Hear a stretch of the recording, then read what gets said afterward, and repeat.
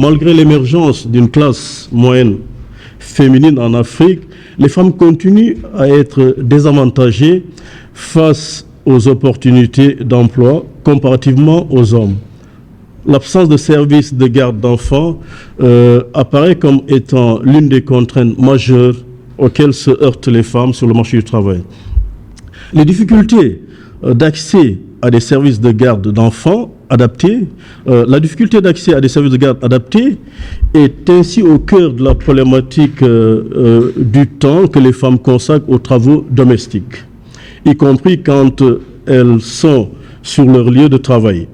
Cette situation mérite d'être étudiée pour une réelle prise de conscience des enjeux. Il s'agit en effet de permettre aux femmes de libérer du temps indispensable pour leur insertion, leur promotion et leur leadership dans le monde du travail. Pourquoi est-il urgent de réduire le temps de travail domestique des femmes? Le poids du travail domestique détériore la santé des femmes et les prive de l'accès au marché du travail. Elles occupent des emplois précaires, peu rémunérés, avec peu ou pas de protection sociale. Elles subissent une discrimination salariale, etc. Ainsi, alors qu'elles représentent plus de 50% de la population dans la plupart de ces pays étudiés, en particulier au Sénégal, cette surcharge de travail domestique prive beaucoup de femmes de l'accès au marché du travail et où constitue un plafond de verre qui entrave leur progression dans leur milieu de travail. Le coût économique de cette absence des femmes du marché du travail est élevé pour l'économie nationale. Or, les femmes ont de fortes potentialités en matière de contribution à la création de richesses grâce aux opportunités de promotion économique et sociale qu'ils procurent aux femmes. Les services de garde d'enfants accélèrent l'atteinte aux objectifs de développement durable 3, 4 et 5 et favorisent un développement inclusif.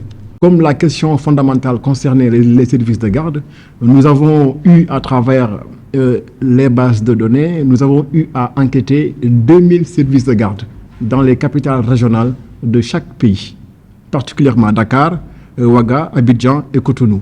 Et à Dakar particulièrement, nous avons enquêté 500 services de garde. Et les principaux résultats, effectivement, qui sont sortis des enquêtes, consistent à retenir d'abord la demande qui est très très inférieure par rapport à l'offre. Le deuxième, c'est le coût. Le coût, effectivement, qui n'est pas à la portée de tous les ménages. Ensuite, il y a une absence d'encadrement des services de garde, mais aussi une absence de personnel qualifié par rapport à l'offre de services de garde. On peut aussi retenir le fait que la plupart des services sont dans l'informel, particulièrement en Côte d'Ivoire, où effectivement on a constaté qu'effectivement il n'y a pas d'encadrement. Et l'idée que nous avons par rapport aux recommandations, c'est d'améliorer l'accès, aussi bien dans le monde urbain que dans le monde rural. Mais aussi, l'objectif aussi, c'est de faire de fortes recommandations allant dans le sens d'améliorer le taux d'accès des femmes au marché du travail.